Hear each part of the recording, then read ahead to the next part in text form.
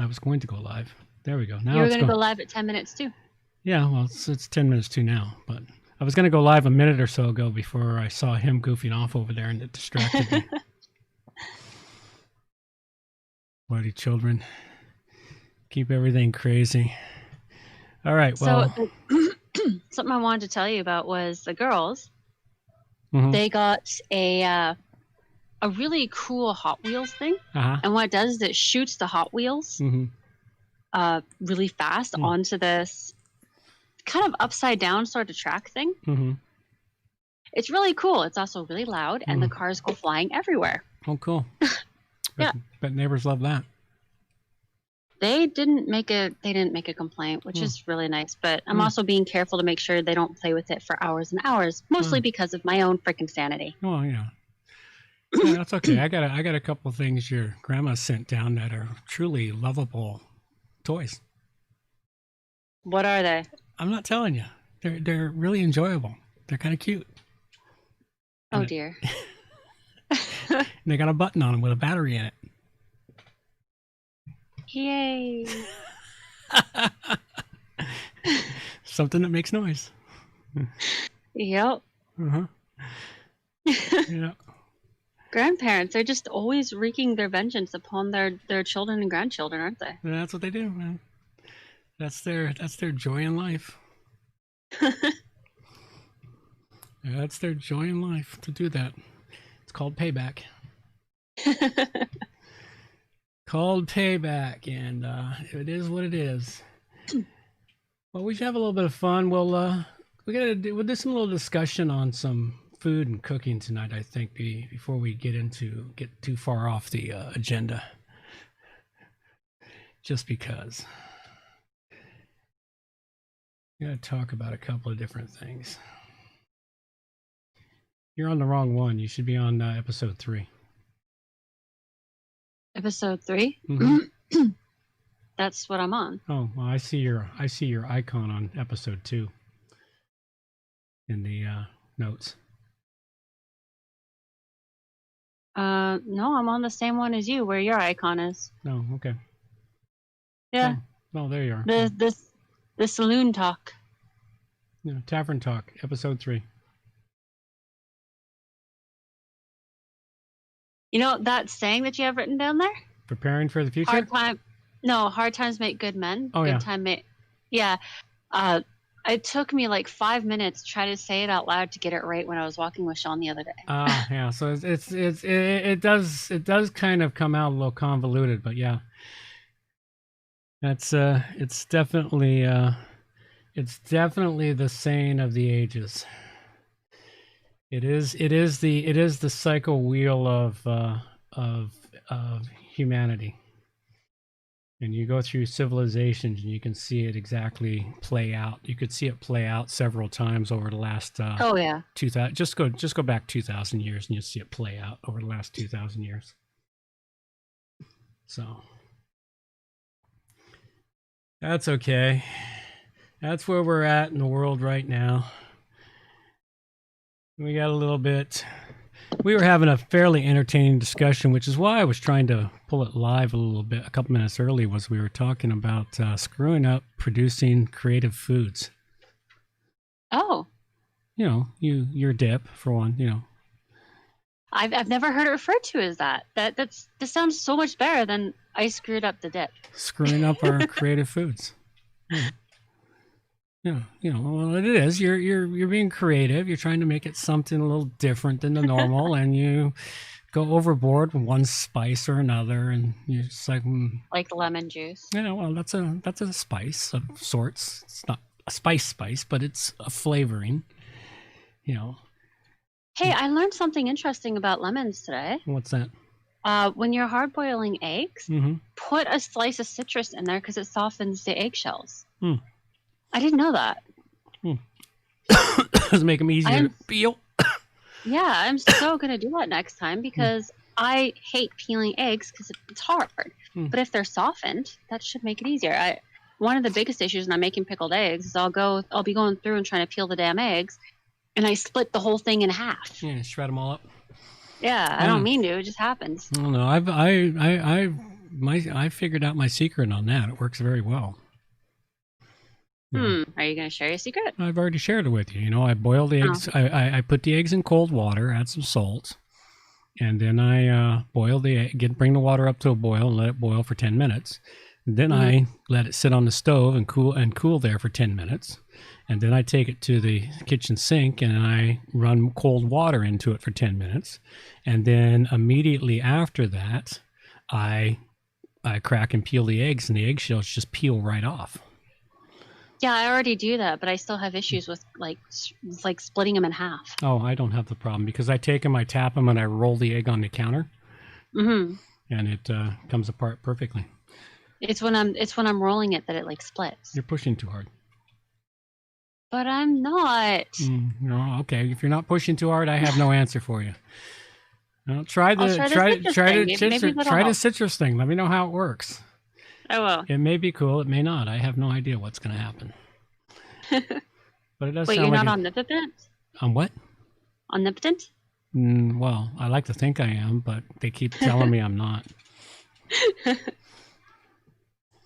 You know, I like to suffer that delusion from time to time. It's always a joy. Well, we're coming down to 3 minutes. I think what I'm going to do here is I'm going to play us some a wonderful tune to carry us up to showtime. Off we go. These are the days of thunder. We're going to make time stand still.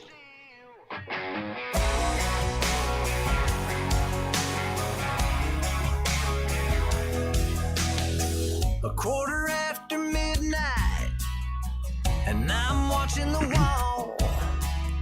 Sometimes I feel so uptight, I just can't sleep at all.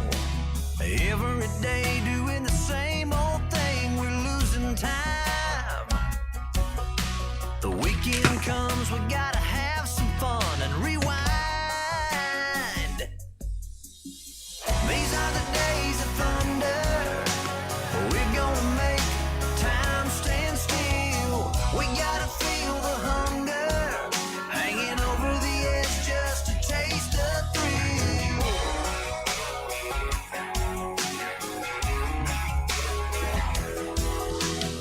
I feel the rope tightening, choking off our air. We need to grab some lightning. Friday's almost here. Caught in a web, we need to cut this thread. We're hanging by. Where is it said you have to be half dead to survive? These are the days of thunder. We're gonna make time stand still. We gotta feel the hunger, hanging over the edge just to taste the thrill.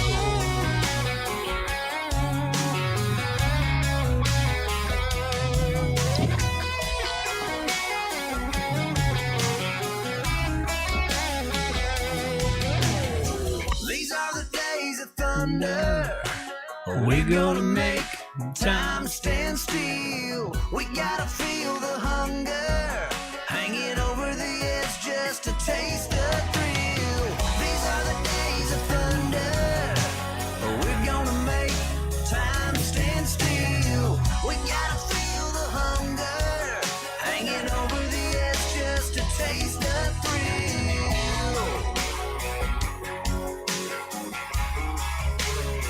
These are the days of thunder.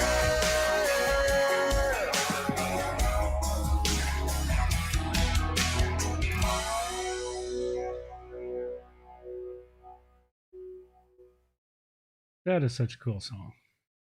I do love that song. Okay. Hey, I wanted to tell you. What's that? Oh, sorry. Go ahead. I got a whole bunch of little seeds of vegetables and stuff that were specifically bred to grow in pots and shallow beds. Cool. Yeah, I'm really excited about them. Give you something for your balcony. Alrighty, time for me to get us started.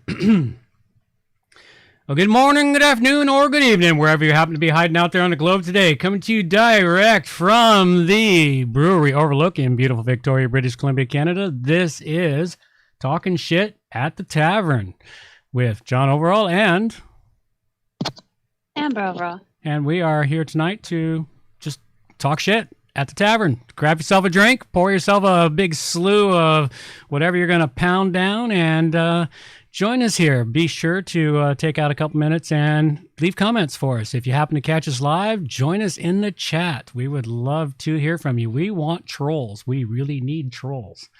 Without the trolls, it's just boring. It's just boring without the trolls, man. It really is. Trolls had so much fun to it.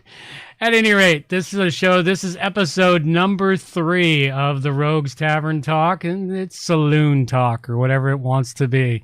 As it was in the Old West, the saloon was the center of the community. No, it wasn't the church. That was where all the women wanted to go. The center was where the men gathered in the saloon, talking business, drinking, fighting, gambling. Everything that you wanted to know happened in the saloon. The church, that was where all the women went. So we're not at church. We are at the saloon, folks. So be sure to hide your ears because, it'll have the occasional F-bomb dropped and all kinds of other great stuff to entertain you, I hope. And if it doesn't entertain you, well, fuck off. Okay, it is 2021. Yeah. Yeah, you'd think I'd been pounding beer all night or something. No, not the case. But it's 2021, and you know what? It's something I discovered this last weekend when I was up at the Oasis, and I realized it's horrible to be a red-pilled person. I hadn't paid much attention to the news media in ages. I don't even think I've watched a news channel more than about 30-second clips on YouTube or something else, but the TV was on. I walked in the living room and it was tuned to CNN, and I decided, okay, how did they do this stuff again? And I sat there and watched for about 10 minutes, and that was all I could take. I couldn't really? Take How come? Because it was on and I couldn't get it turned off. And I'm not going to say anything more to what it was. I watched it and it was like, oh my God. And of course it was the second day after the events at the Capitol in Washington, and the news media, the spin on it was just so horrendous. And then it wasn't just the news part of it, but the commercials. Because they did 7 minutes of talk, and then they did 6 minutes of commercials. Really? Oh yeah, it was insane. And I'm looking at the commercials and I'm going, oh, no wonder everybody's fucked up. Half the commercials were for drugs. Really? Oh yeah, half of them were for either antidepressants, wiener pills, antidepressants, wiener pills, some drug to help them lose weight, a magical pill for just about everything. And then, of course, at the end of the commercial and everything, these drugs are very dangerous. These might kill you, blah, blah, blah, blah, blah, blah. It's like, holy crap. Yeah, the speed with which they say all that is always amazing to me. I've heard a couple of those commercials. Oh, it's incredible how they read what should be a 30-second piece at the very end and they fit it into 10 seconds. Yeah. And it's understandable. You can actually understand it. It just goes really fast and you got to listen really well to catch it all.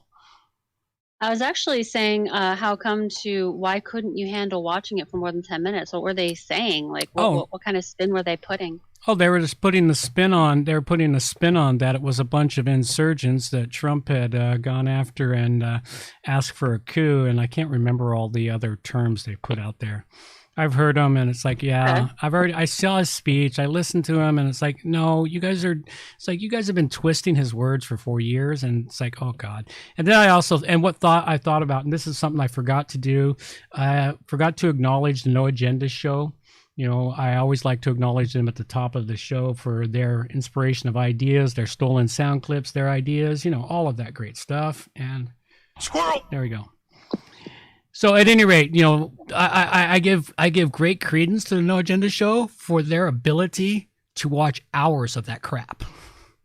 Yeah, and still come on the show twice a week, chat about it, not having lost their minds entirely yet, and make jokes about it. Yeah, it's like that's why I don't understand why they have to make jokes about it, because it's the only way they can keep their sanity in check.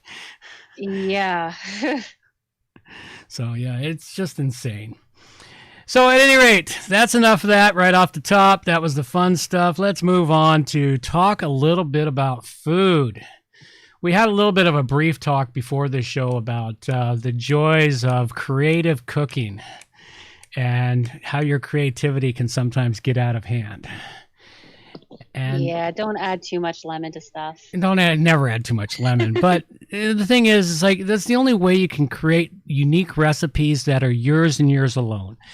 And what you want to do with any recipe you get, like for my entire life, recipes have only been simply guidelines or suggestions for how to do something. Yeah. Basically the essential elements, because for every recipe, there's essential elements. And beyond those essential elements, you add or subtract different things to it. I mean, take bread. Bread is one of my favorites. It took me a long time. I'm still working with my great aunt's recipe that my mom managed to capture before she passed away. And her recipe for making bread, she didn't have a recipe. She pull out her flour, her yeast, her water, her salts, and her butter and her lard, and she'd stack it all up on the counter, and she'd just throw it all into a bowl, mix it up, and 3 hours later, these fantastic bread buns or loaves came out of the oven. There was she didn't have a measuring cup. She basically had a scoop, or she grabbed it with her hands and went, yeah, about that much. She had a cup for the water because, it doesn't hold in your hands very well. When she added salt, she'd pour it in her hand, yeah, about that much, and dump it. But my mom actually sat there and measured it all out and got her recipe from her. And I've taken that recipe, and recently, because I just haven't had time to make the stuff by hand myself, I use a bread machine to take care of the first half of making it, the hard part, the mixing it, the initial rising of it, and all of that. But a bread machine doesn't work the same way as if you do it yourself. So I had to take the recipe and I had to modify it to fit into a bread machine. And of course, her bread recipe, what's your basic bread recipe? Do you know what the basic bread recipe is? Flour, salt, yeast, water, butter. No. Flour, salt, yeast, water. That's it. Oh. 4 ingredients. Bread is 4 basic ingredients: flour, salt, yeast, and water. And if you're making sourdough bread, it's flour, water, and salt. And sourdough starter, which is flour and water. So it's still 4 basic, or it's 3 or 4 basic ingredients for bread. Basically 4, because it always needs yeast to rise. Either you get it from sourdough starter or you get it from yeast. But the recipe from my great aunt, she adds lard to her recipe and butter to her recipe. And those aren't standards for bread. That's not the standard basic bread recipe. That's what makes bread, give it more texture, more flavor, and everything else. Now, I did an experiment. You're thinking of failures. Well, not quite a failure, but it was pretty damn close to a failure. It was still edible.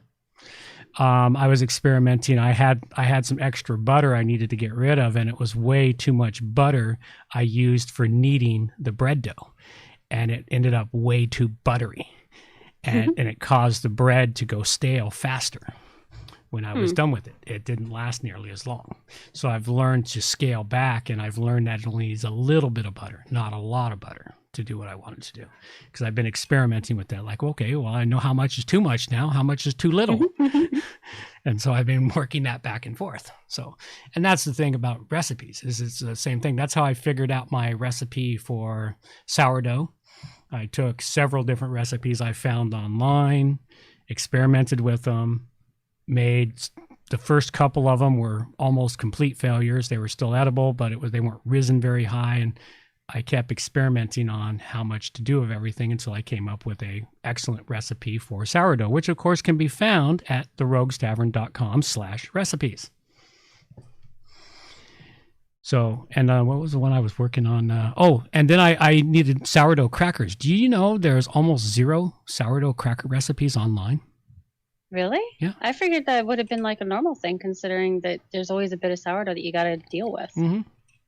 No, it surprised me when of course, if anyone's dealt with sourdough, you have discard from your sourdough if you're not cooking with it every single day, or at least every couple of days, because you got to feed it daily or at least once a week. And sometimes the jar it's in gets too full, so you got to take some of it out and do something with it. You can either make a pancake with it, which I've tried, and I don't really like the pancakes that much. Or you can dehydrate it, which I've been doing, and so I can actually dehydrate it and sell it, that's also available at the Rogues Tavern. Dehydrated sourdough starter. It's 160 years old. And or you can do what I figured out to do with it, and that was to make crackers out of it. And when I went and did search for sourdough crackers, I came across like 3 recipes, and then it took off into other spaces, and they weren't sourdough crackers. They were crackers or other things using sourdough, but they weren't a true sourdough cracker. And so I finally found one recipe that was close to what I wanted, and then I used that to experiment to make excellent sourdough crackers. And all the test people that I've given them to, they've just loved them. I mean, my grandkids and my boys, they eat them almost as fast as they come out of the oven. Yeah, they're hard to keep around. Yeah, they're hard to keep around. And then I also use them as a trade good to someone else who cans pickles. And I haven't got around to canning pickles yet. And it's like, hey, I'll trade you some of these for a couple of jars of pickles. Turned out, worked for a great deal.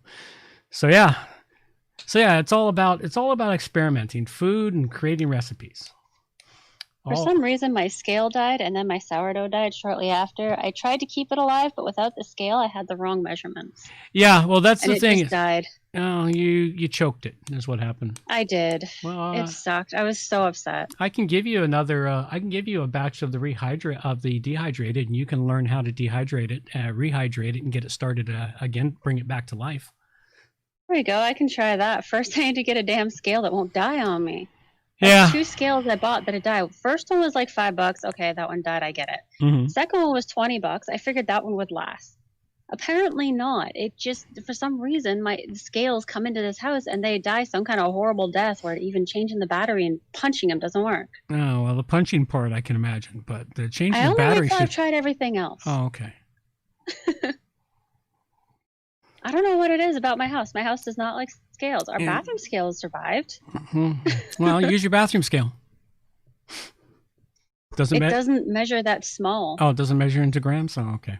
It doesn't register that. Well, you can always go down, see if you can find one of those old-fashioned balancing scales where you got the little brass weights.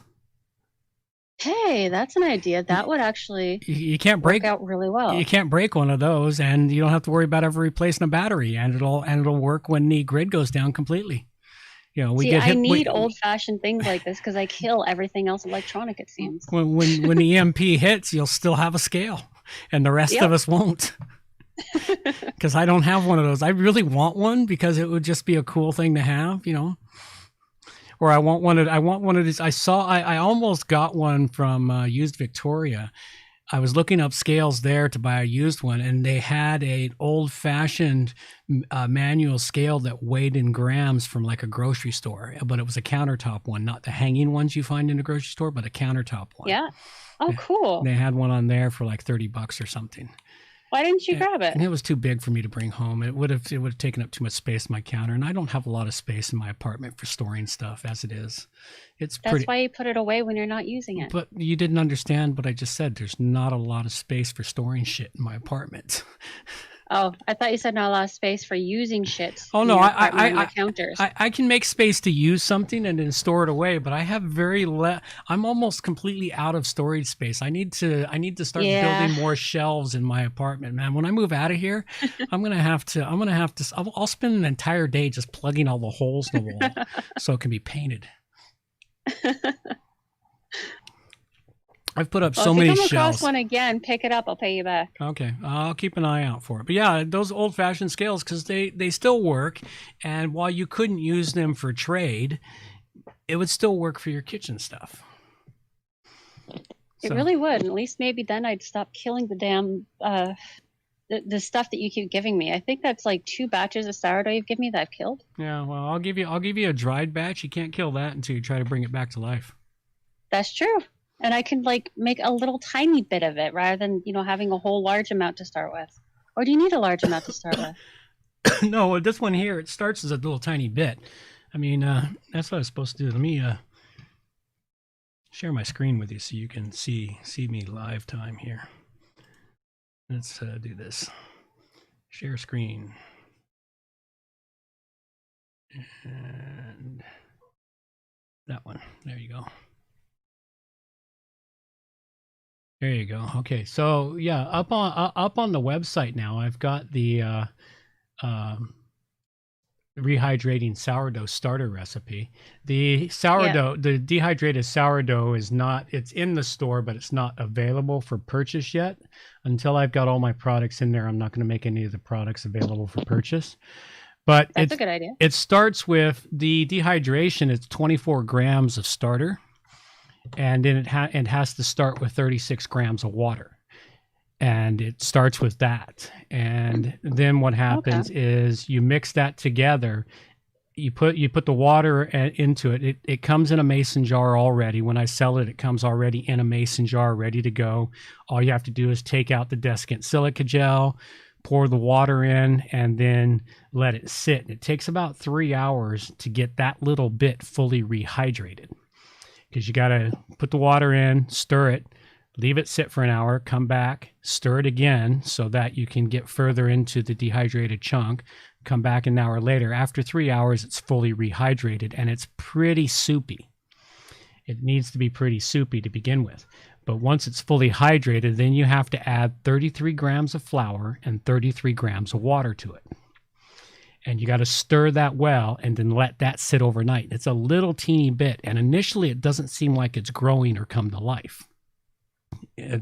At first I thought it wasn't working, but then of course it takes another day, and on the second day you got to add another 33 grams of water and another 33 grams of flour. And did you choose that measurement on purpose, or did it just happen? It just happened. It's what worked out for everything. I didn't choose it on purpose. It's what worked out. I know the magic number. It's supposed to be here. Let's see. There we go.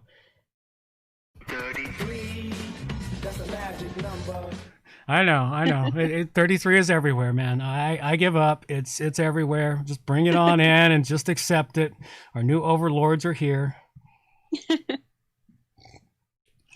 Anyway, once you get that together on the second night, now you want to put a rubber band on it or use a non-permanent marker to mark a spot on the jar where the level is.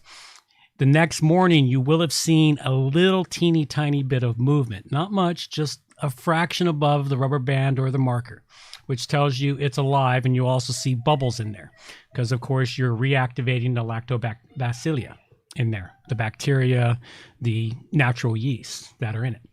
Once the growth is established, though, at this point here, you start adding 50 grams of water and 50 grams of flour, and then you let that sit overnight, and now you should see it about double in size. And at this point here, your starter's fully active, and you can try to use it in a small jar. It's only a pint-sized jar. It's not big enough to grow enough starter in to bake with.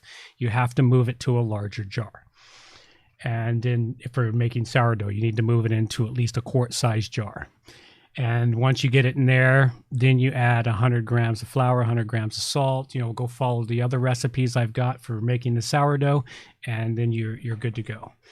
And the story for this sourdough will be up online after it gets finally edited this week. I've got to get it edited because I am such a wonderful writer, but editing's not my forte. No, it's not. I remember editing things for you when I was a kid. Yes. Well, when I was in college and I was on the student newspaper, I wrote fantastic articles, but my editor dubbed me the king of the run-on sentences. Yep.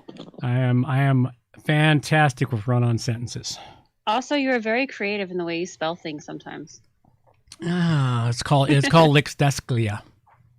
No, it's called creativity. Oh, lexdeskia, dyslexia. There you go. It's the word. I see things backwards. I actually sometimes find myself writing a word backwards.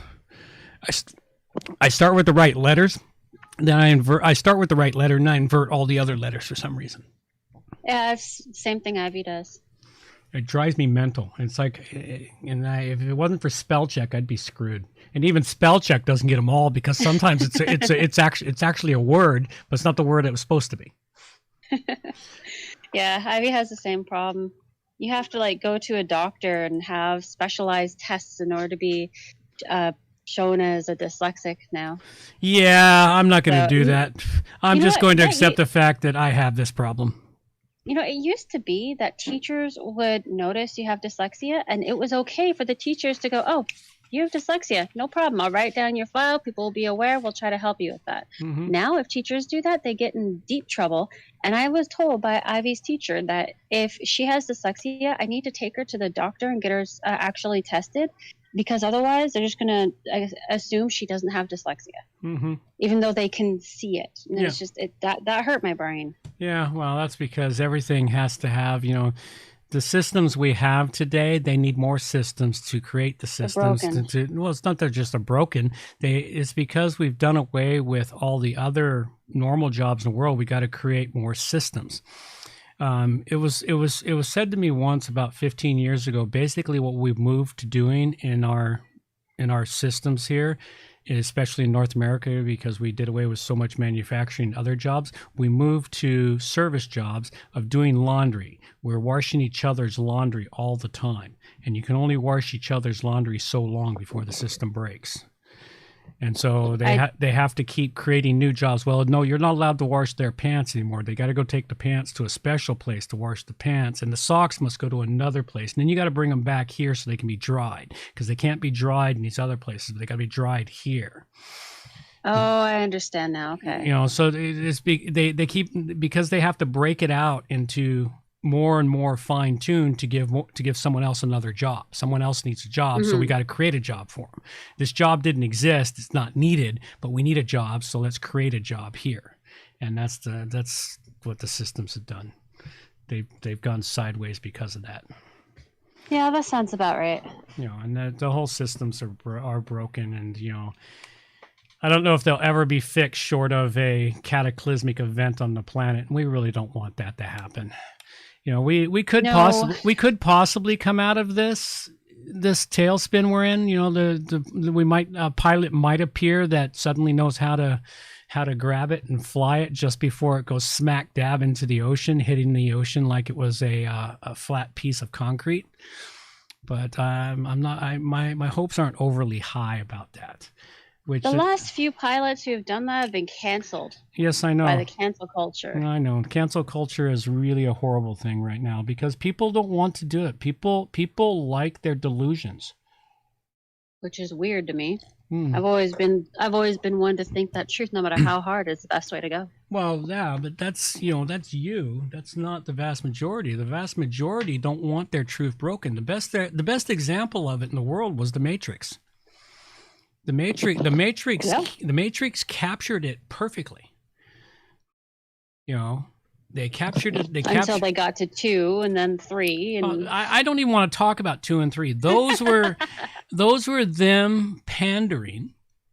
At that point, they were pandering to the woke culture, and they were no longer following the original script they wrote. They were sort of in that script, but they weren't really. The first movie, it got weird. It did. It got weird. The second and third one just got weird. They went places that started out like, okay, this can go somewhere, and then it just went nowhere. I mean, if you want to think about it, the second movie, they had that really interesting thing about how Neo ended up in the train station, but then you never found out anything further about it. It was just bugged me. It was just dead ended. It was like, you had such a really good storyline there, and you just did nothing with it. So anyway, but the first movie was an amazing story about the state of humanity, and that movie was introduced in 2000. Mm-hmm. I remember going to the theater before it became popular, and we went to the theater, and the theater was dead empty. Me and my buddies, we skipped classes that day to go watch it at the theater. And it was dead empty, nobody in the theater. And we went back. I think I did a review on that movie in the student paper. And about 2 weeks later, all of a sudden, everybody's talking about it. It's the most fantastic thing ever. And I was like, yeah, we tried to tell you that a couple of weeks ago. That was just amazing. It's like me with the band Evanescence. I loved that band. And then it took 2 years for them to get noticed. Yeah. And then 2 years after I was like telling everyone, oh my God, you gotta listen to these guys. They're so cool. 2 years later, everyone else picked up and was like, oh my God, you've never heard music like this. And I'm sitting there going, yeah. I told you, but you didn't listen. Yeah, well, at any rate, that also, that sort of brings us back to the title of this week's show, is Preparing for the Future.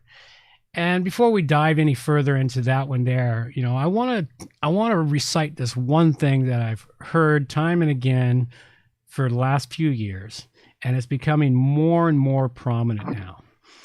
And it goes as follows.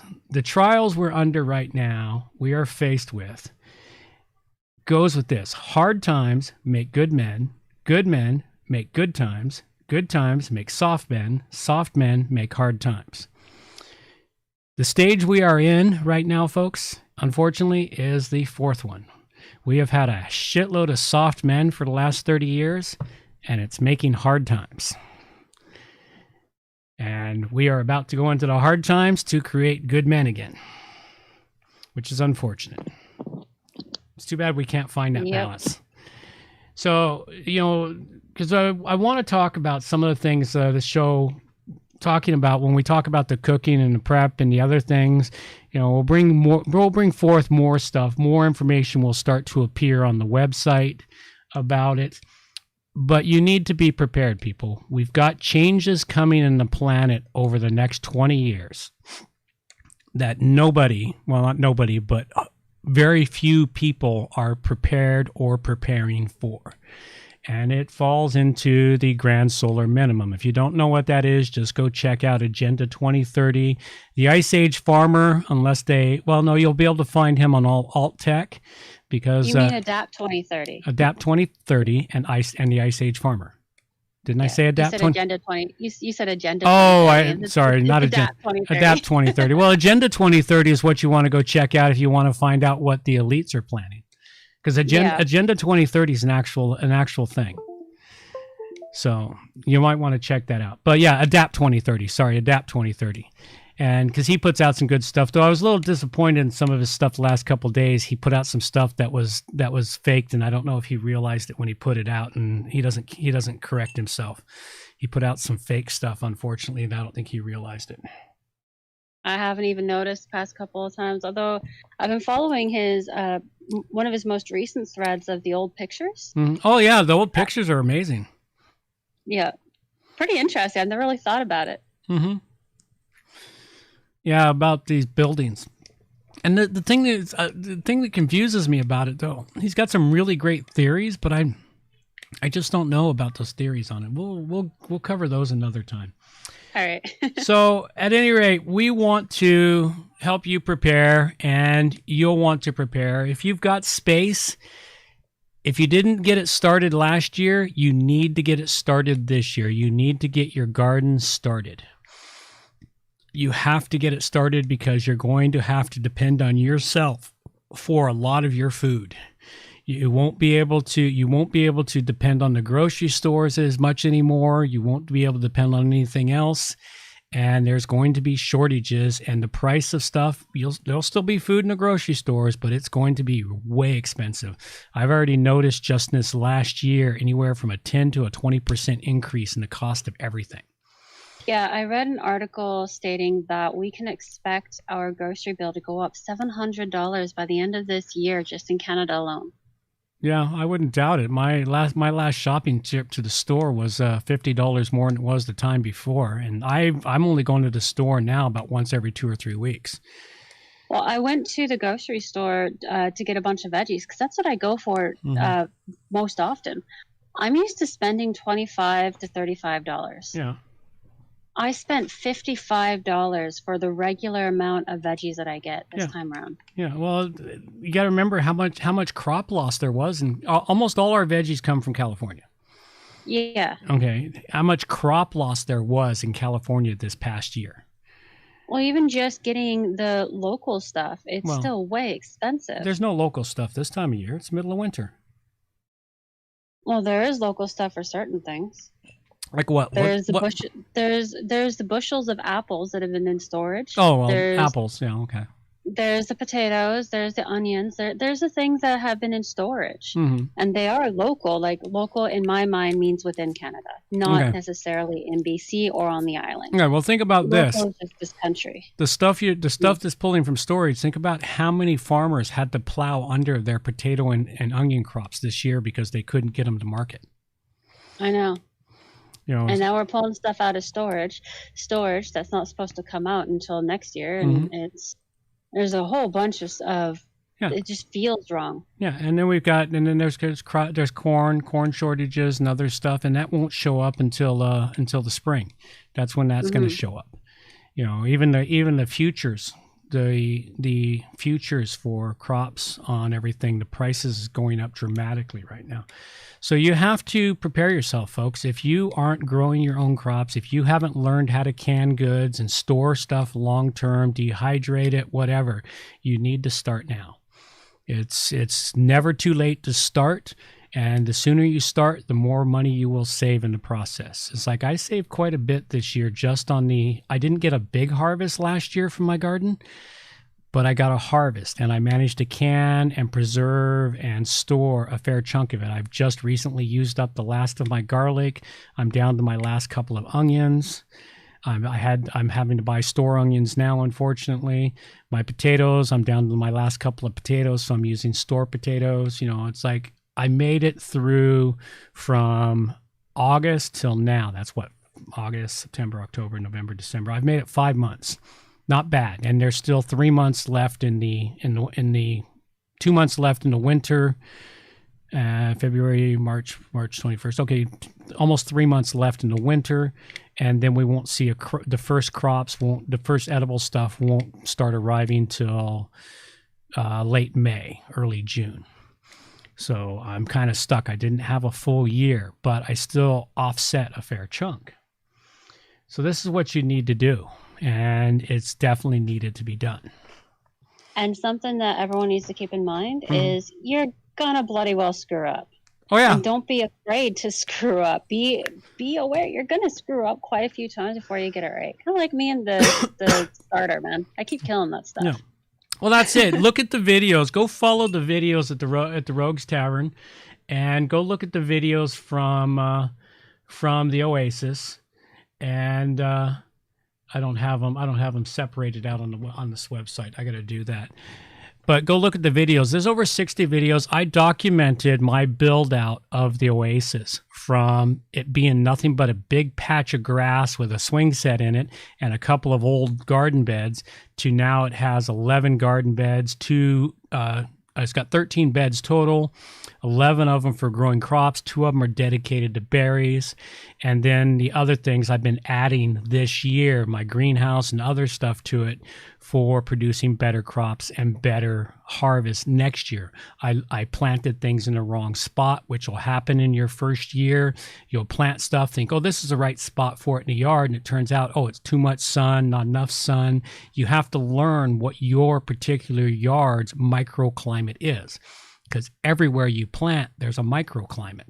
You have your general climate for overall, but then there's the microclimate of your yard. And it takes you a year to figure out that microclimate. And you have to be in that yard every week, at least 1 day or 2 days, preferably every week for the entire day, watching the sun pass over, seeing where the sun hits everything, watching the temperatures, monitoring the temperatures, seeing the birds, the bugs, and everything else that comes into your yard so that you can figure out how to handle everything. And that's what I spent this last year doing, was all of that. And that's what you want to do. And you really need to do that. You really do. If you want to offset and have your own produce, you're going to have to do this. And it generally takes, when you start in a new place gardening, it generally takes 2 to 4 years before you're getting maximum harvest.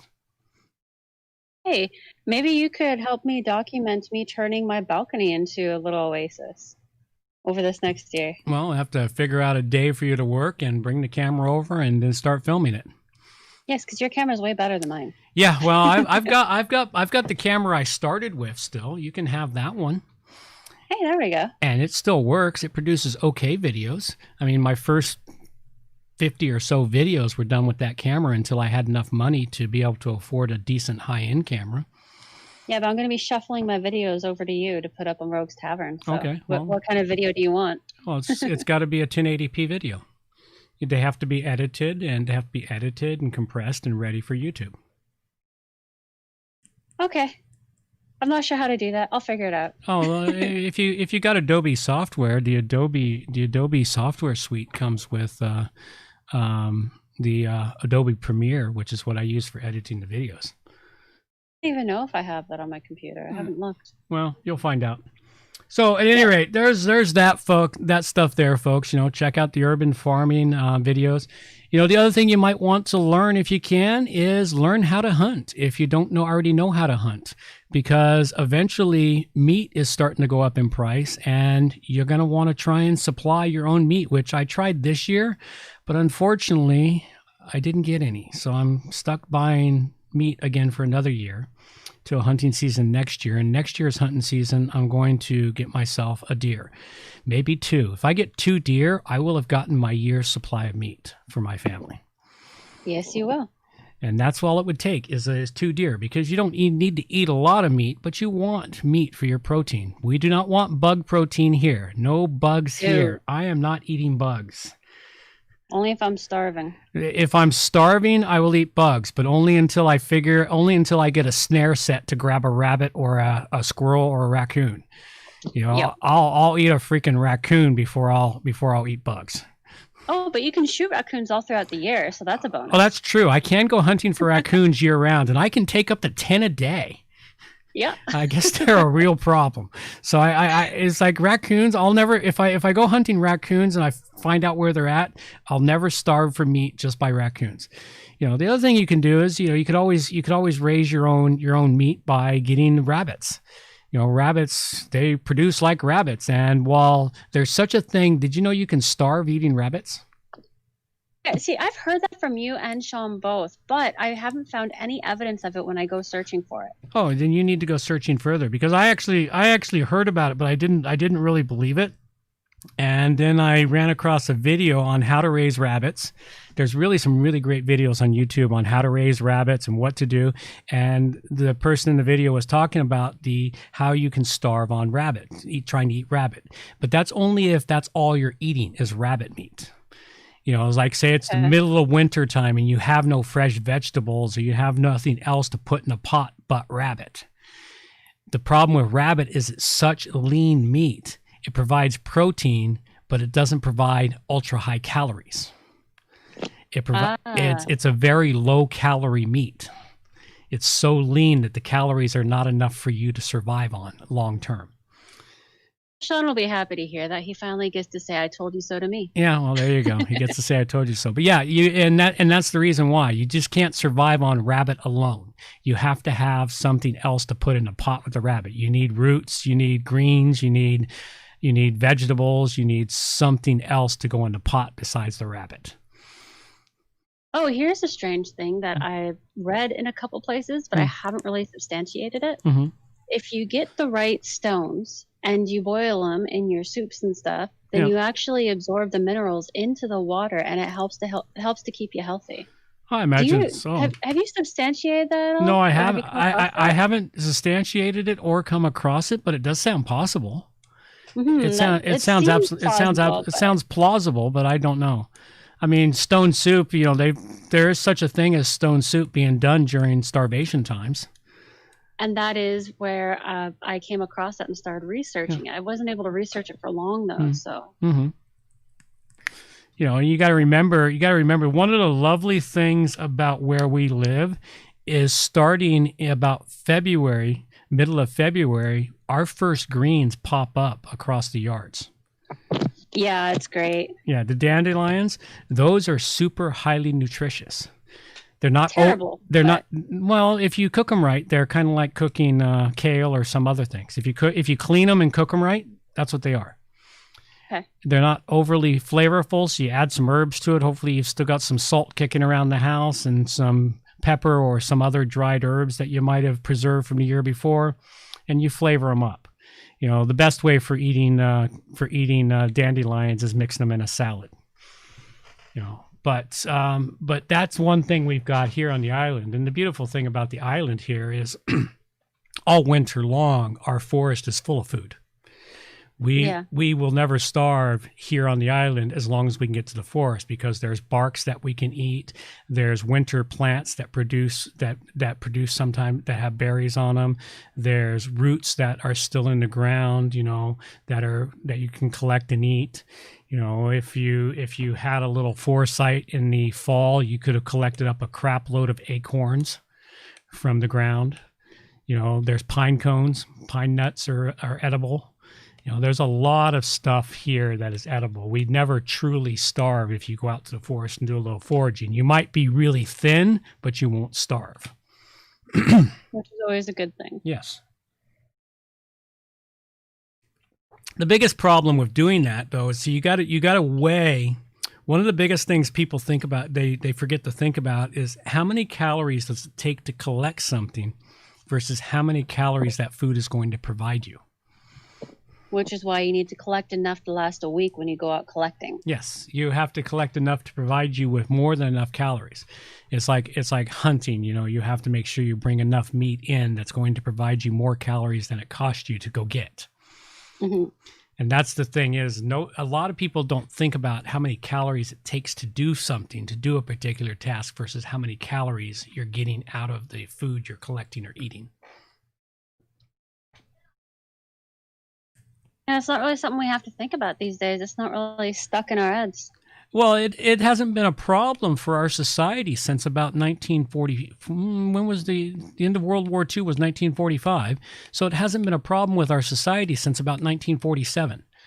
Since everyone came back home from World War II, we've been in an abundant society. Everything has been in an abundance, and it's been a massive abundance, and the abundance has just increased over year. Our abundance got so bad that, fast food chains were selling burgers for, 2 for $1. And that's how. I've actually noticed. Sorry. Go ahead. You noticed what? I decided to go and get a cheeseburger from McDonald's the other day. Mm-hmm. I haven't had one in months. Yeah. And when I had one, it tasted, one, it's twice as thin as it used to be. And 2, it tastes like it has falafel in it. Oh, it might. Yeah, it was the weirdest sensations. Like, I know that taste, the taste of falafel, because it's something I used to enjoy making when I was younger. Yeah. You never know. It's so weird to taste beans in the hamburger from McDonald's. Yeah, it could be. I have no idea. I haven't eaten one of theirs in a while. I did eat a Burger King burger a few weeks ago because I just I'm here. Let's get the special and get a couple of burgers. And it's like, well, they are kind of papery and not overly tasty anymore. And it's a problem. It's like one of the problems I've got is like I'm realizing I'm drinking a whole lot less Coke. And I realized that when I do have one, it's like, wow, this is sweet. As I cut sugar down on my diet. I've cut back on my sugar in my diet a lot over the last few months, and wow, all of a sudden everything tastes really super. Oh, well, you still look like you're streaming on YouTube. Yeah. Oh, it reconnected. Okay, let's see. Oh, there we go. We had a glitch in the system, folks. We had a glitch. Where's my glitch thing here? It's hiding. It is. They're always hiding. I always know where they're at until I actually want to use them. Yeah, well, I've lost the glitch. Oh, there it is. Glitch. There we go. All right. Yeah, it's one of those things. But the fast food stuff is no longer, it's not been real food for 20 years. No, but now it actually tastes like it's not real food. That's because you haven't had it in a while. If you eat it regularly, your taste buds adapt to it again, and you don't realize what what it is, and that's the problem. The other thing is it's most of its nutrition, or not nutrition, but its calorie count comes from empty calories. Calories that don't provide. What are empty calories? Calories that don't provide you energy. Okay, how does a calorie not provide you energy? I thought calories were like the thing that our brains and bodies ran on. So how could it not provide you with energy? But all calories are not created equal. I don't have the specifics to it, but all calories are not created equal. By the time your body breaks down that calorie into something it can use, it's no longer a complete fuel. You got to remember, when you take in food into your body, the only thing your body uses is glucose. That's the only thing your body and brain can use is glucose, nothing else. Everything else you take in your body, all the food you take in, your body has to break it down into fats and minerals and vitamins, whatever else it pulls from it, and then it breaks it down into the glucose, which is then sent to your body. But some things, by the time it breaks it down to the glucose you can use, it's no longer a full calorie. Interesting. It's really an interesting thing. Correct me if I'm wrong, people, but that is what I recall. I don't have all the specifics on it, but that's one of the things that stuck in my head for some reason. So it's kind of like how eating celery actually takes more energy to break down and digest than it gives you. That's right. That's the same thing. It's an empty calorie because you got to break the cellulose down before the cellulose is broken. As the cellulose is breaking down, it takes energy to break down the cellulose. And it chews more energy. Now, granted, it's the cellulose is needed to help move the shit out of your body, because you need fiber to get the shit out of your body. If you don't eat enough fiber, the shit likes to compact and stay there, and that's never a good thing. No, but then again, don't eat too much lettuce. It doesn't work. Well, it works really well, I should say. Turns it into a water cannon. Yeah, exactly. He's booping it, man. He's booping it. Yeah, it's like, but that's it. We've got a lot of things coming up now. There's something else I do want to mention here. Something I am bringing back to life. You can let Sean know that the Hike Club for Men has now been officially moved to the Rogues Tavern. Okay, cool. All the information for the Hike Club for Men will be at the Rogues Tavern. I've got the page built there. The calendar is going to be installed in the coming week. And it will be up there. And I'm going to bring the Hike Club for Men back to life. This time I'm going to make it actually work. For those of you listening, what the Hike Club for Men is, it's something me and my buddy created in 1999 as a way to get our asses out of the house and away from the burdens of home life. And it's a hiking club for men only. Women are not allowed. Any man who identifies as a woman or is transgendered off to a woman, he's no longer a man. He's not allowed either. They're not allowed, whatever they want to call themselves. This is for men and men only, those that want to live in a man's world. Yes, it's sexist. Fuck off. Guys need to hang out with guys. When they don't hang out with guys, they get weird. They get weird when they're hanging out with guys too, but... Yes, but I don't have to see that when they come back. They're more normal to me. So. Well, that's true. That's the whole point of men hanging out with men. They can act like men, be fools and crazy and whatever they're going to do. And when they go back to their normal lives, they're feeling much better and more stable and more grounded. But yes, we're going to be doing that. It won't go out every week, but probably about once a month or once every 6 weeks or so. It'll be a Saturday or a Sunday, go for a short hike somewhere in and around the Victoria area. And we'll arrange for people to get to it and get to the event that can't drive themselves. But some way we'll make it work. I want to bring this back to life, and I want to get more men involved in it. So any men out there that hear about it, reach out to me through the contact page on the Rogues Tavern, and we'll get you there. And I will get the calendar set up over the next couple of weeks and start putting the events in there specifically for the Hike Club for Men. Thanks. So I wanted to get that in there, and I want to try to remember to talk about that every show till it becomes more prominent, more people know about it. I'd love to see it expand. I think that's a fantastic idea. There is no place left for just guys. There's a couple of places left. I realized this when I was doing my speeches, when I was learning to do public speaking at Toastmasters, and I decided to do a speech on men's organizations. In the greater Victoria area, there is literally only 2 organizations that are 100% men and men only. Every other man's organization in Victoria has been infiltrated by feminazis or feminists or women. And how many just women things are there? Oh, probably a lot. There's shitloads. There's hundreds. Yeah. There's hundreds of women-only organizations and women-only events and women-only this and women-only that. It's like... I've talked to women who are about my age, and they go on and on about how women need to be around just women and all these reasons why. And I've asked them, well, what about men being around just men? They're like, oh, yeah, that's good too. but they need to make sure that women are allowed to make it equal. Yeah. It's like, but you just said. Yeah, no, they don't understand their own. They don't see dissonance, cognitive dissonance. They have a cognitive dissonance going on. They're trying to hold two ideas in their head at the same time that are at odds with each other. Yeah. You know, I find it really interesting because of when I was born and the years I grew up. I know how to talk to this newer generation, but I connect so much better with the generations that came before me. Yeah, well, it's interesting. I'm very much in between. Yeah, that's because you got some old-fashioned ideas pumped into your head as you were growing up. Well, but also I have the ability to use logic and see facts and understand facts and, you know, weigh the negatives and benefits and all that jazz. And because I have that ability, I can connect with people from generations before me and I understand what the hell they're talking about.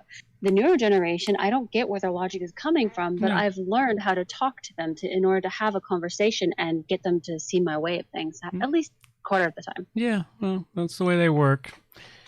Unfortunately, not much can be done about it. Not too much at all, unfortunately, but that's the way life goes.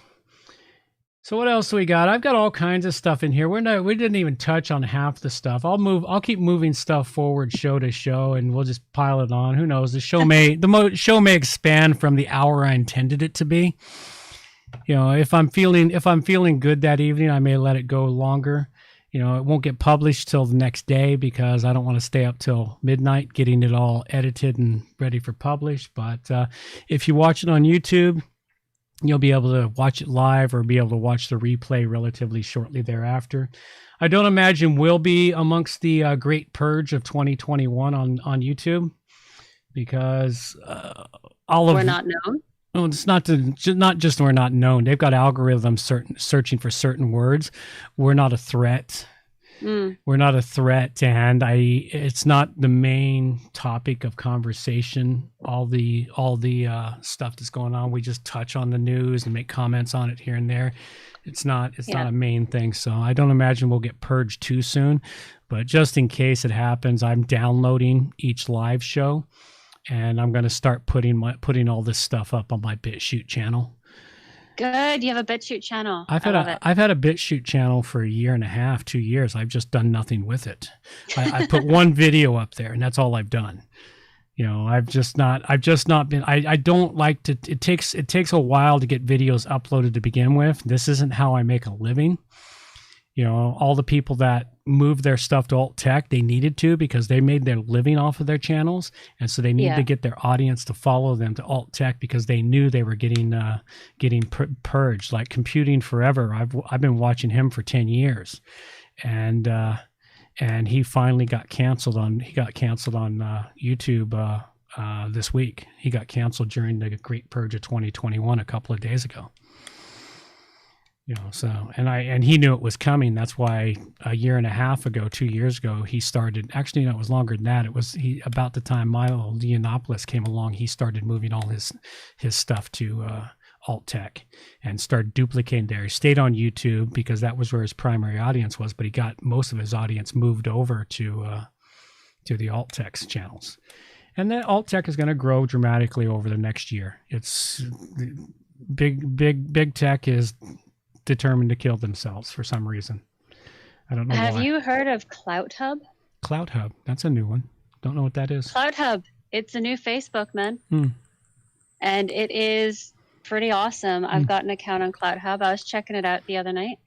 Pretty cool, actually. I like it. You should check it out. I'll have to check it out. Well, I'm going to have to run a song here. I guess we'll let it run longer than an hour because we've hit an hour now, and I still feel like chatting. So I will... We've already hit an hour? That's surprising. No, it's not. Once we get chatting, it moves along pretty quickly, surprisingly. But I think I'm going to play a little bit of music for us. We'll play our favorite song for this thing while I go grab myself something else to drink. All right. These are the days of thunder. We're gonna make time stand still.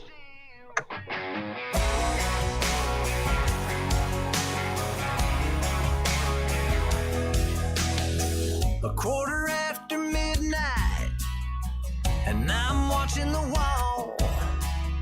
Sometimes I feel so uptight, I just just can't sleep at all. Every day doing the same old thing, we're losing time. The weekend comes, we gotta have some fun and rewind. These are the days of thunder. We're gonna make time stand still. We gotta feel the hunger, hanging over the edge just to taste the thrill.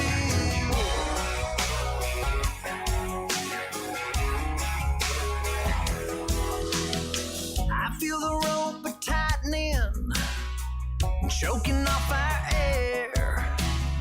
We need to grab some lightning. Friday's almost here. Caught in a web, we need to cut this thread we're hanging by. Where is it said you have to be half dead to survive? These are the days of thunder.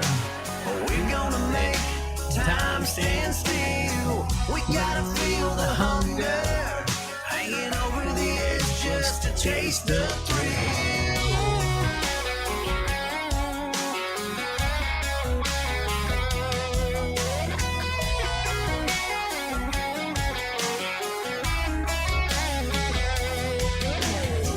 These are the days of thunder.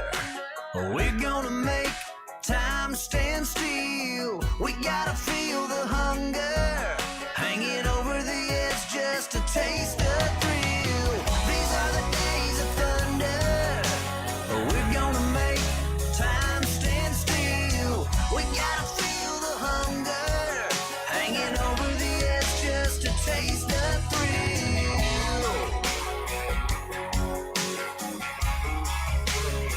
These are the days of thunder.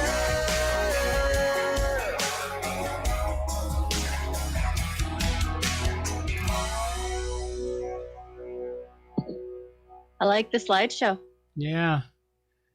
Well, these are photos. These are photos from the Oasis over from 2020 from February. This one here is how the Oasis looked when I started. Mm-hmm. That's all it was when I started. Some old beds, some overgrown trees, an old lawnmower that was rotten, and just grass. It was just one big yard. That's what I remember. And now it's something entirely different. Looks fantastic. It doesn't even look like it's the same place. And then Hey, is it raining out by your place? I have no idea. I can't see through the curtains. It's raining so hard I can hear it here. Yeah. It's just pounding on my roof. It might be. I don't know.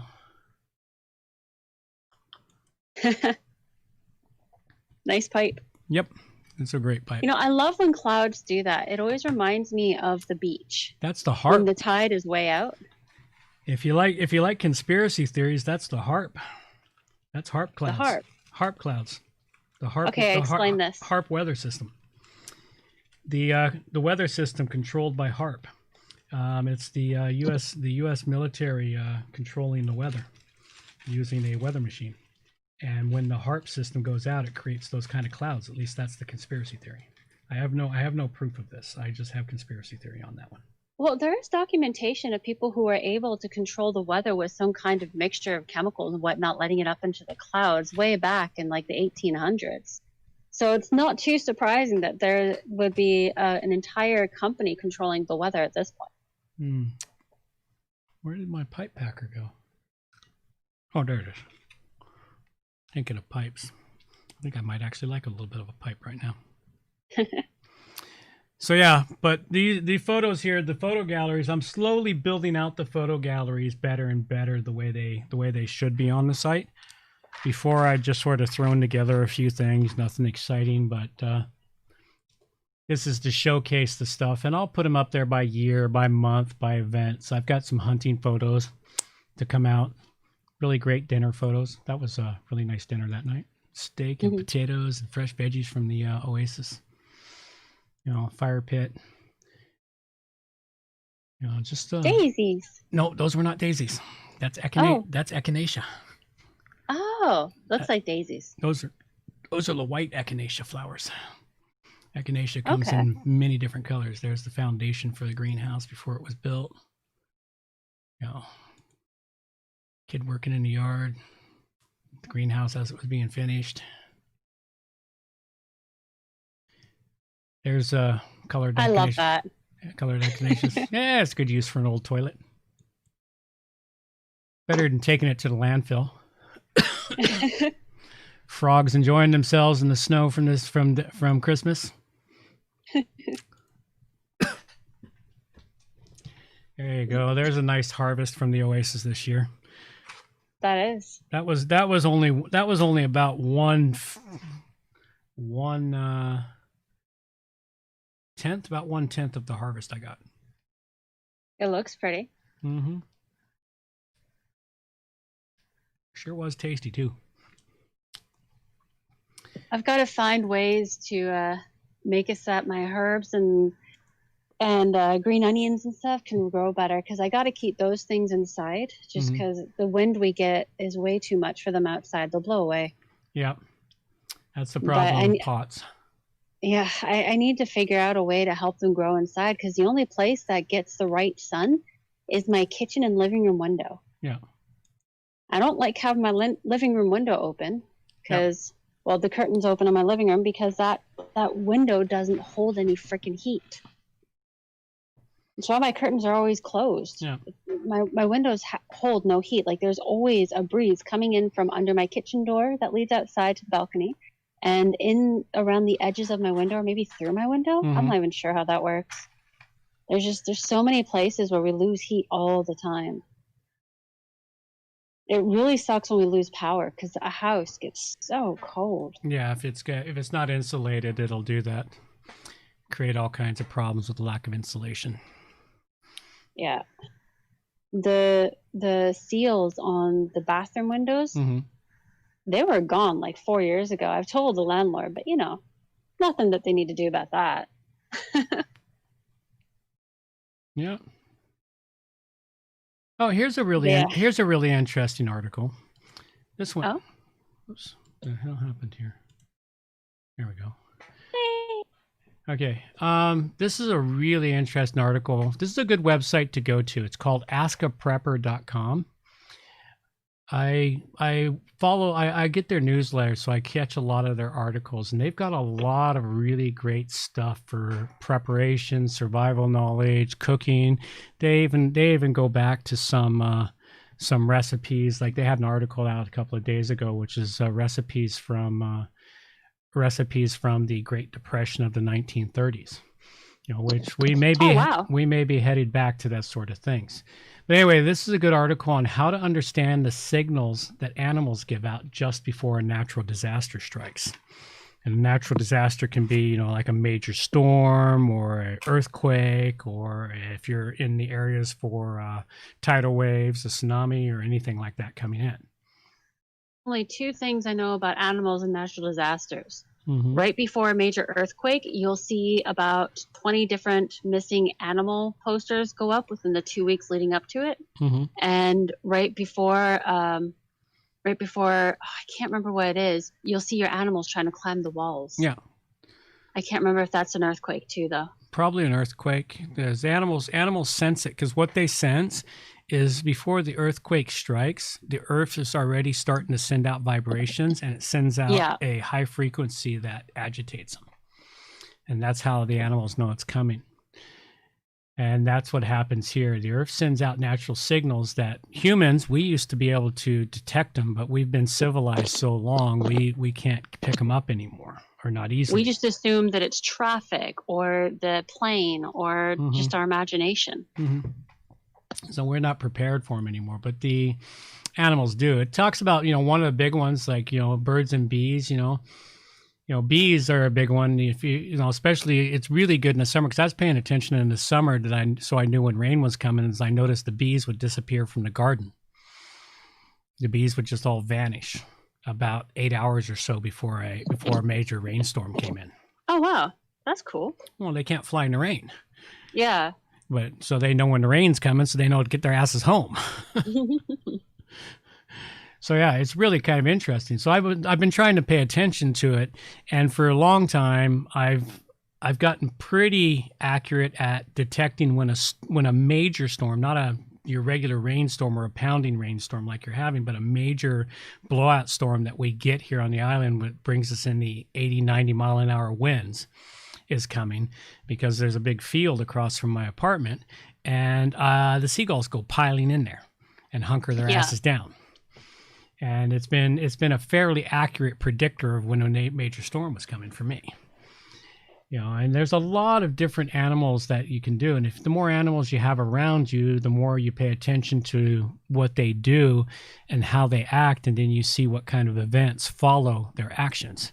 And their actions repeat themselves and the same events repeat themselves, then you know something's coming. But yeah, dogs and cats and stuff, earthquakes, they're a good predictor for earthquakes. Unless they are a very damaged in the brain animal, like my cat Chloe. Did you ever meet my cat Chloe? Can't say that I did.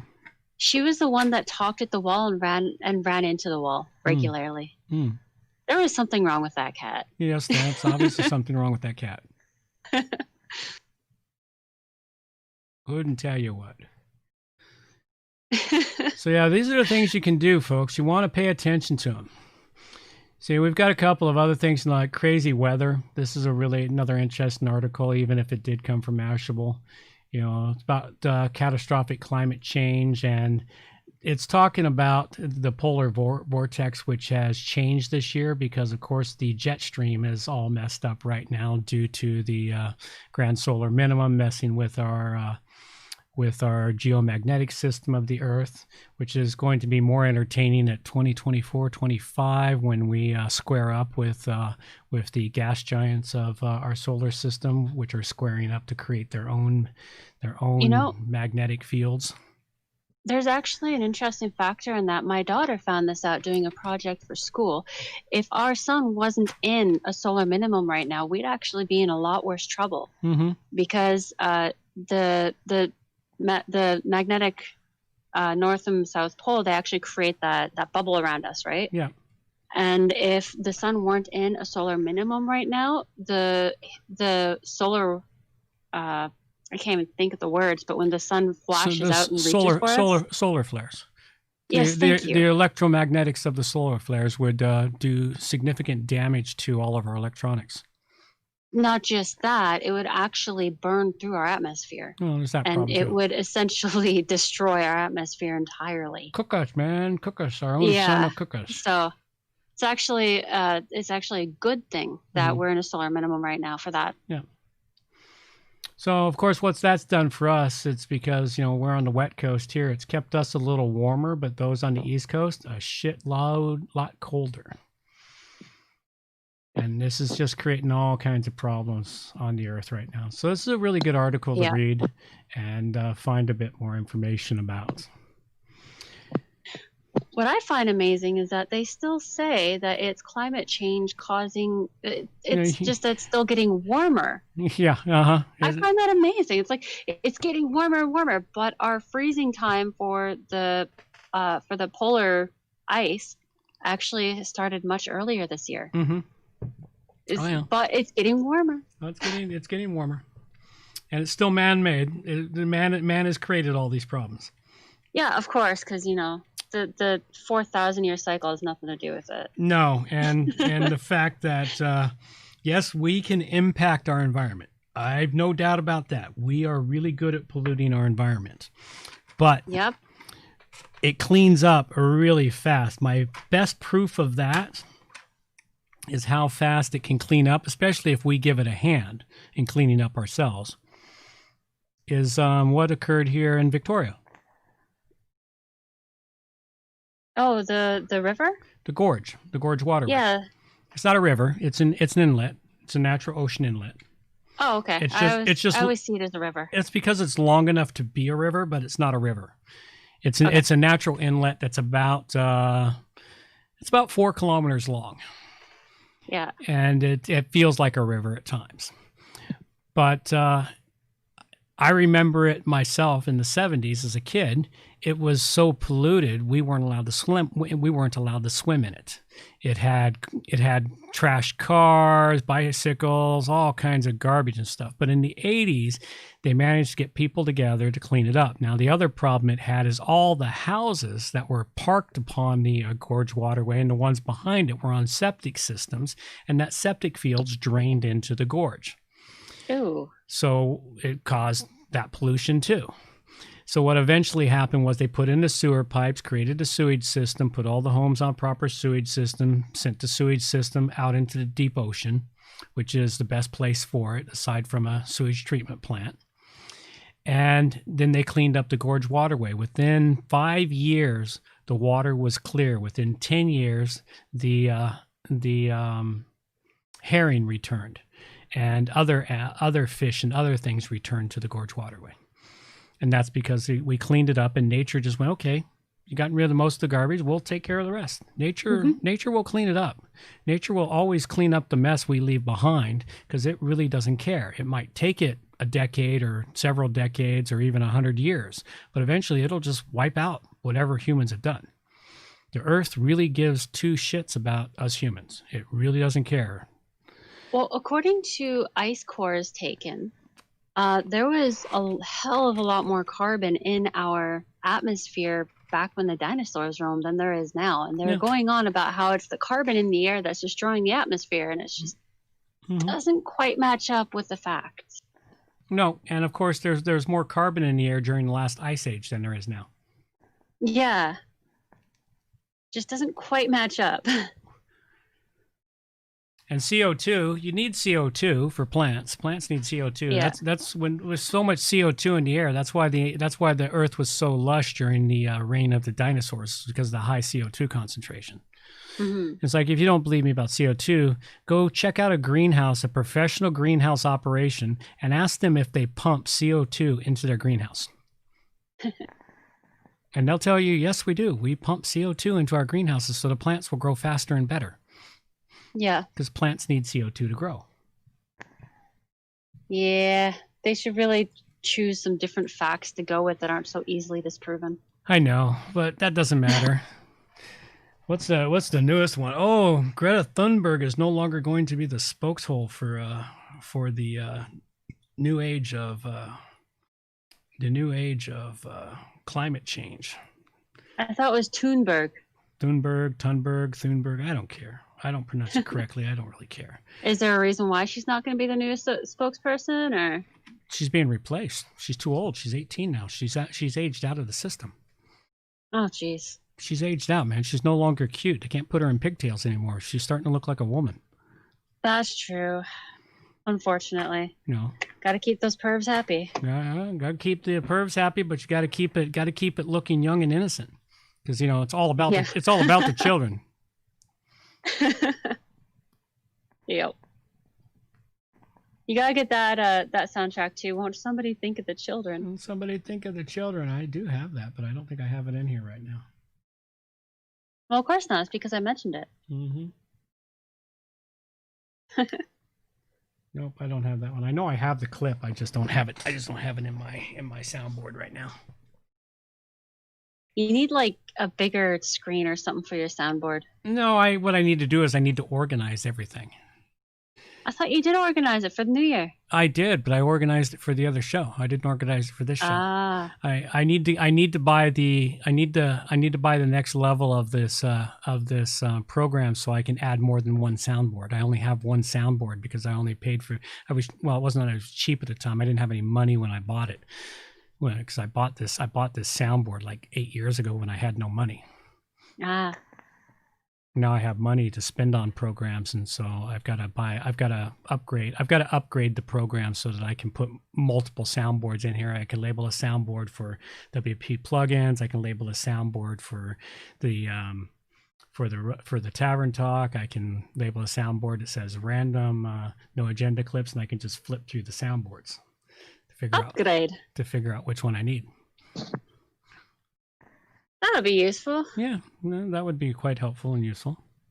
It'll also be quite entertaining while you get used to it. Yeah. That'd be quite entertaining. What do you have on your list here that we haven't covered yet? There's all kinds of miscellaneous stuff. Some stuff I think I'll just skip over because I don't feel like going through massive controversy tonight. Crazy weather? That's where I was just at. Oh, okay. That's the one there. That was the article there. The insanity get worse? The insanity get worse. I can't remember what that is. Well, you should turn it on like you are. Oh, COVID cops. COVID cops. Yeah, let's not go down this path tonight. We'll leave this one alone. Nah, that's not for tonight. I'm not for it. I don't feel like going down the path of the COVID insanity. After finishing our latest project, here we go. Let's bring just chilling. Let's bring aliens into this. Ooh, I'm always up for aliens.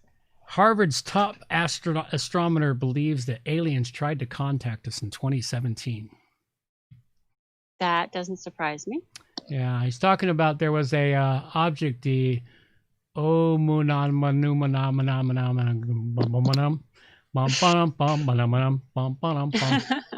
it's some Oumuamua. Yeah, see,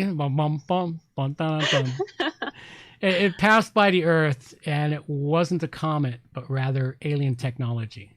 So a comet went by us, but that's a funky looking comet. That's a picture of it. Yeah. It's a funky looking comet. It doesn't quite look like a comet. It looks more like a ship of some sort. You know, over the past 10 years, the whole movie industry has gotten really into the alien thing, like Guardians of the Galaxy and whatnot. Mm-hmm. And I remember you and I having a conversation ways back about how if you pay attention to the movie industry, they kind of prep everyone for what's coming in a few different ways. Mm-hmm. And if you think about it, we've really been into the whole alien thing, and people who look different are fine, and inter-alien relations, and all that jazz. So I can't help but wonder, when are they going to actually start introducing the actual aliens to us? I don't know. That's a high possibility. It's been at least 10 years, if not 15, that they've really been pushing on this alien thing. Mm-hmm. So if we had, like, say, an Asgardian pop up, not many people would be surprised. Yeah. At this point. No. It's become such a regular frame of mind. Like, for instance, people who are in their 20s and younger don't even question whether or not John Titor was really a time traveler. They just say, I wonder what he wanted, or what he needed, or why he chose this time. Yeah. They don't ask whether or not he was a real time traveler, whereas people in my generation and older, they look at it with an extremely skeptical mind frame, and they think, nah, there's no way he was an actual time traveler. No, it just didn't happen that way. Yeah, I just wish I'd been more active on. I'd been active on that particular board when he showed up in 1999, 2000. It was active. It was fun. No, I wish I had been active on that board and been able to ask questions and caught it, but I was too busy doing other shit in my life. Yeah, you probably would have asked something more intelligent than my 12-year-old self did. Yeah. He answered, though. Mm-hmm. I just asked him if he had any kids. He did answer, but yeah, I mean, he still got his old site up right now. Still got all the information, but I find it very interesting, the difference between the different generations as to how they think of John Titor, which brings me back to the alien thing. Mm-hmm. The different generations think about aliens differently. Yeah. Like the younger generations, they fully 100% totally and completely accept that aliens are real and they are here among us, and they're just, regular people just like us. They just have disguises on. Yeah. Older generations don't tend to think like that very much. I don't know if they're starting to, but they don't so much think of it as they're just regular everyday Joe Blows like me and you. They think of it as, they're different, they're dangerous. And it's interesting looking at the different belief systems of the generations as you go. Yeah. Well, it would be interesting if aliens actually did show up here and actually started talking to us and doing something. I mean, they have to exist. Mathematically, life on other planets has to exist. I wonder how many aliens you already know and just aren't aware of. Well, could know dozens of them for all I know. There's a few people I know that are bent and hooped in the head. They might be aliens in disguise. Aliens might actually be the most normal ones because they have to pretend to be human. Yeah, could very well be. At least the ones most pretending to be normal at any rate. Yeah. So the ones who are most unnoticed, the most forgettable individuals that you ever meet, or probably the aliens. Mm-hmm. Let's see. There's really not much else going on here. Oh, one more quick one. Here's a bit of a worry about our food supply. Let's see this. Who's this one? Okay. Coffee. Yes. Try A&W's new coffee for free. A&W coffee sucks. Yeah, I don't know. Gotta wait for the ad to play. Both ads. Another ad. Yeah, well, if you spend any time on ScrewTube right now, then it's World Food Price Index jumps to almost 6-year high. Argentinian farmers calling full scam on the government export embargo, saying there was no corn shortage in the first place. But we see globally feed prices rising 20 to 25%. All right, that's enough there. We'll have to, you'll have to go watch the rest of this sometime. He's also up on BitChute, but he's put up most of his stuff on YouTube still. He seems to be a minor threat to the YouTube world. I've seen this video of his, and he goes on to explain how when we run out of feed for the animals, the meat price will probably go down because all of a sudden everyone is culling their herds, but then they're going to run out of their herds. The meat prices are going to go way up. It'll only go down for a very short period of time. Yeah. As they cull it and stock it, because they've got once they cull and butcher the animals. But what'll happen on some of them, they won't even cull them to butcher them. They'll just dig giant holes and put bullets in their heads and bury them. Yep. Which is what they've done a lot of in the last couple of years. They've just buried a lot of the herds because they got to do their best to keep the prices stable to a certain point. But they're going to have to sell their herds that they cull in order to make enough money to get them through. So it's going to cause the prices to go down a wee bit for a short time. Mm-hmm. Yep. And if you've got a freezer and you can deep freeze a bunch of meat, you'll want to fill that sucker full when that happens. My biggest problem from my place is that my electrical sucks, and I had a deep freeze and then it burnt out because of the electrical in my house. Yeah. I don't even see a point in getting another deep freeze because it'll probably just burn out too. Yeah, that's a problem. It's a serious problem. So it's like, I know that there's lots of people out there who they can't afford to get a deep freeze. Mm-hmm. And then there's other people who have shitty electrical like me. So what would you suggest for people like me out there who can't really get a deep freeze for one reason or another? If you know someone that has a space or a place that they can take a deep freeze, you buy a deep freezer and let them put it on. You put all your meat there, and then you just go to their place and get your meat when you need it. Okay, and if you can't do that, then I have no suggestion. You're kind of screwed. I have been thinking of something. What's that? What about drying out and storing meat? Well, you can do that. It takes a long time. It takes a while to dry up the meat. You can try to go back to the old methods of drying meat, putting steaks out in the yard and in the sun, but you need a good couple of days of good hot sun for that. If you can build a big giant fire, you can dry it by a fire the way they used to do once upon a time, like First Nations used to do. They'd build a fire and they'd keep a smoky fire going, and they would put the meat within 2 feet of the fire, and that heat from the flame and the smoke would preserve the meat, and it would last through the winter and into the early spring. But dehydrated meat, unless you package it properly, doesn't last more than a few months. See, that I didn't know. I didn't know how long it lasted. I just know that it can be done. Yeah, if you once you dehydrate it properly and fully, and you vacuum seal it with some with an oxygen absorber, then you can get it to last for a year or 2 years, maybe. Dehydrated meat doesn't last long. Deep freezed, vacuum sealed deep freeze, you can keep it for 2 or 3 years. Okay. And even though at the 2 to 3 year mark, you're risking not problems, provided the freezers. The only problem is that the freezer's ever thawed. But at the 2 to 3 year mark, it will start to freeze or burn, even if it is vacuum sealed. So it's tough. Meat there's lots of ways to store it, but it's generally, most of the storage methods known are only good for a maximum of 2 or 3 years. The only one that goes longer than that is if you learn how to properly can meat.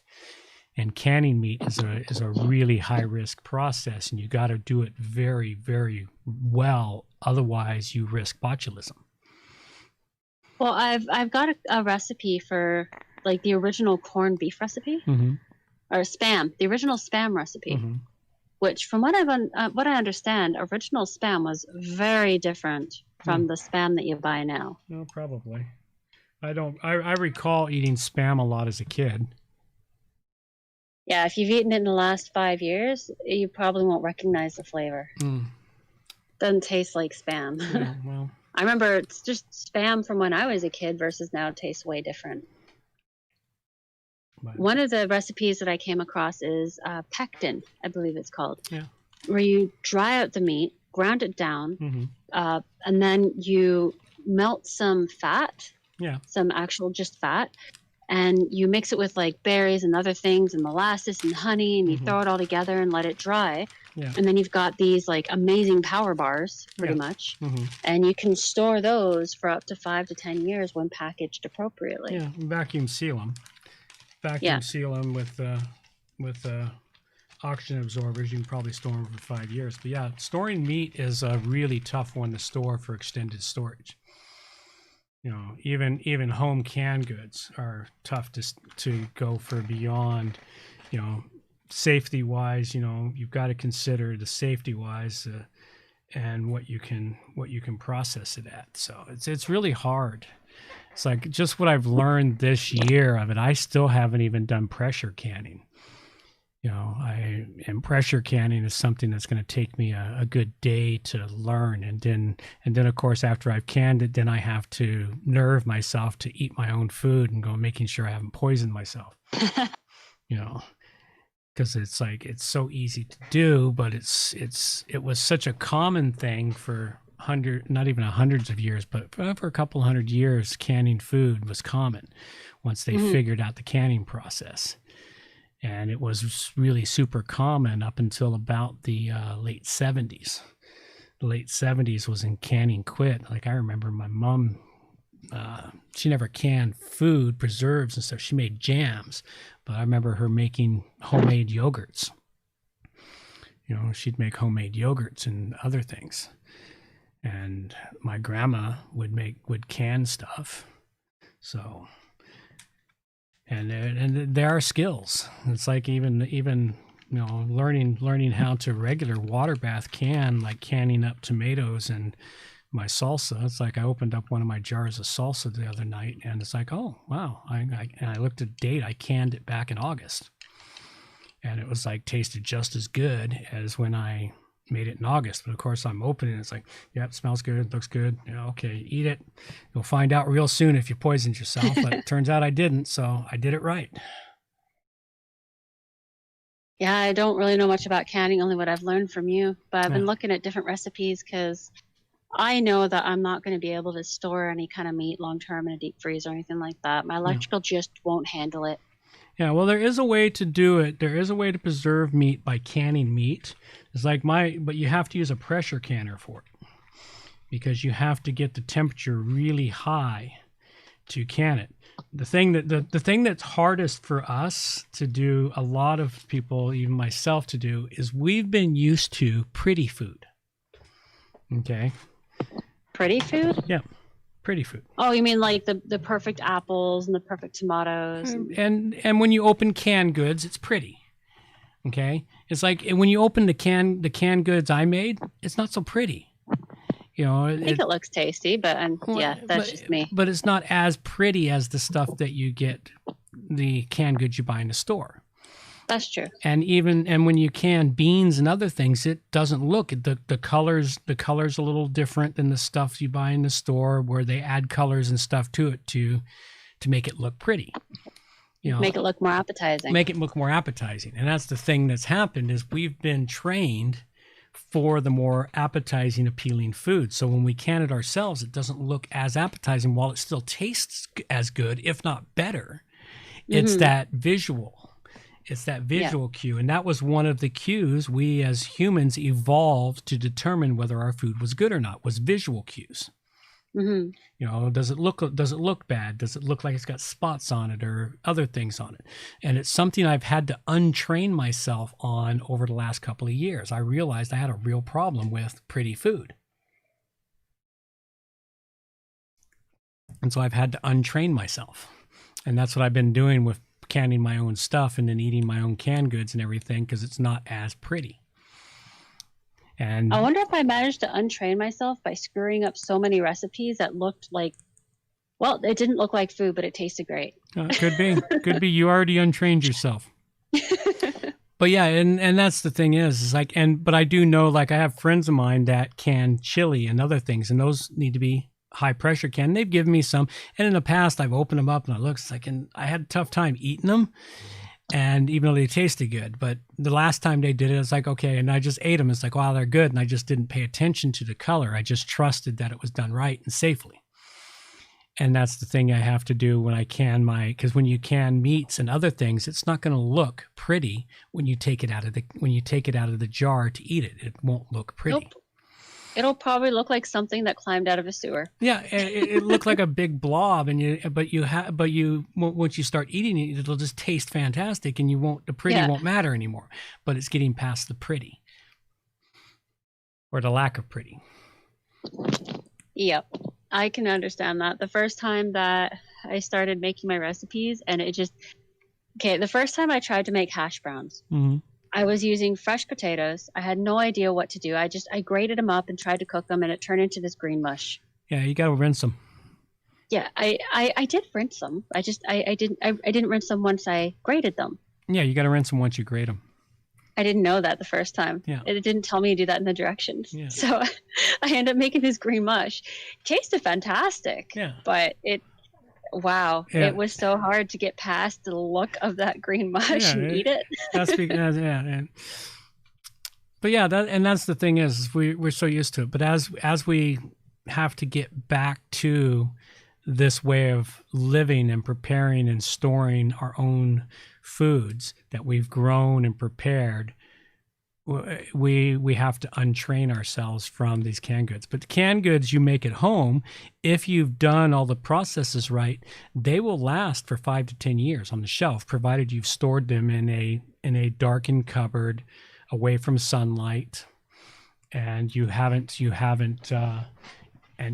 disturbed them or broken the seals on them or anything else. It's one of the things they tell you when you're training, thing is, once the canned good is set ready to put in a cupboard, you have to take that ring off, and there's reasons for that. And I realized that with a jar of beets I brought down from up Ireland that expanded out coming down off the mountain and then resealed on me.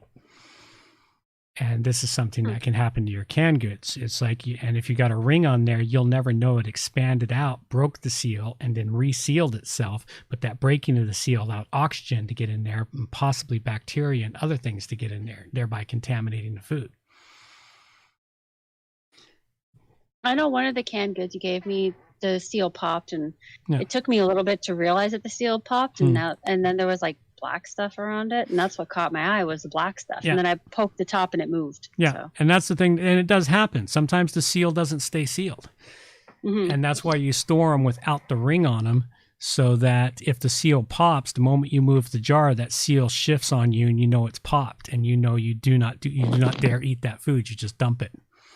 Do you mean like the orange rubber seal that's on the bottom of the lid? Yeah, the orange rubber seal. Well, there's a ring. No, there's a ring that holds the lid down in a canning jar. There's the little thin lid, and then there's the screw-on ring that screws on. Yeah. That screw-on has to be taken off when you store it. Oh, does it? Yeah. You take that. Oh, I didn't know that. You take that off, because if the seal does go bad, or what can happen with the seal is it can pop, but then it could reseal on you. It could if you got that ring holding the lid down, the seal could break and allow stuff to get in, but then something could happen and it could reseal. And you take the ring off and you feel it, and it feels like it's still sealed. You pop it open, it looks okay, but it might have botulism in it. I didn't know that. Okay. Yeah, and this is the thing. And the other thing you can't do with canning jars is you can't stack them on top of each other. Oh.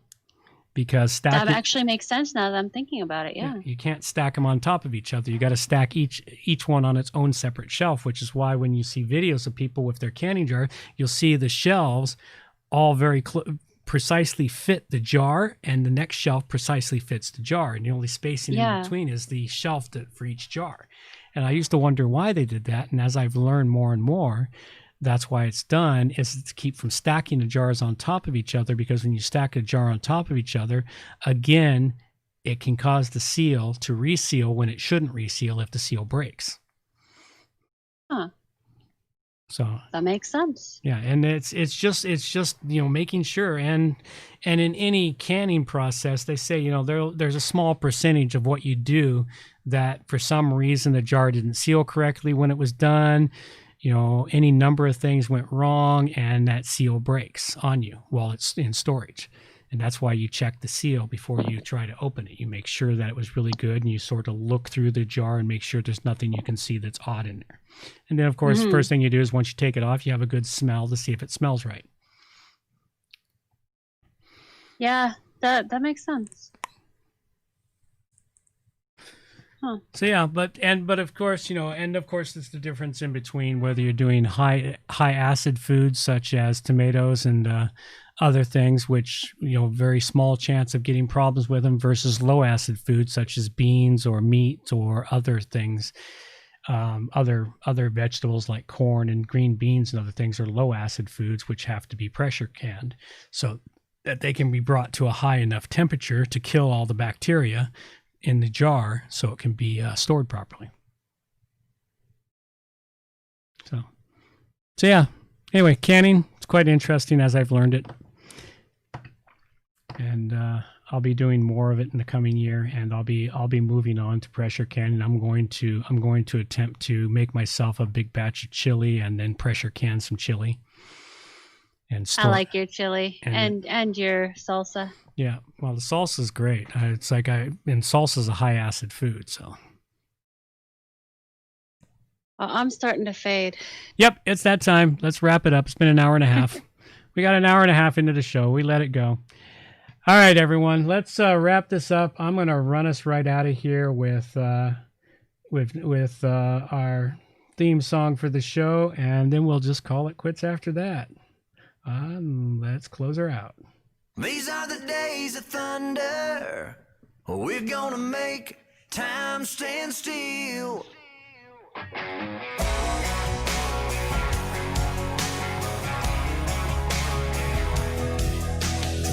A quarter after midnight, and I'm watching the wall. Sometimes I feel so uptight, I just can't sleep at all.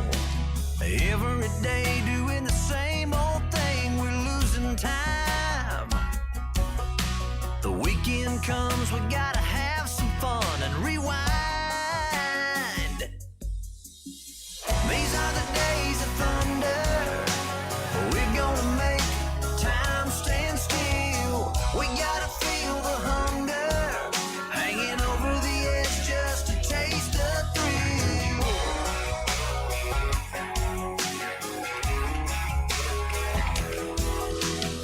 I feel the rope tightening, choking off our air. We need to grab some lightning. Friday's almost here. Caught in a web, we need to cut this thread we're hanging by. Where is it said you have to be half dead to survive? These are the days of thunder. We're gonna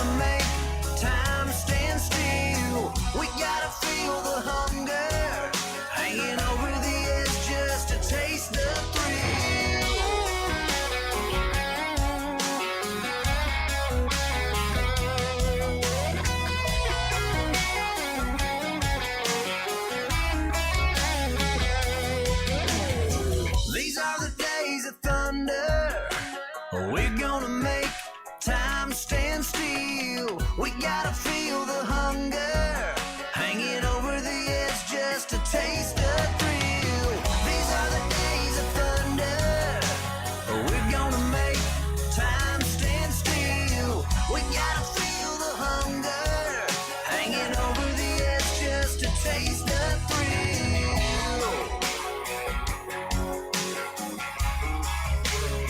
These are the days of thunder.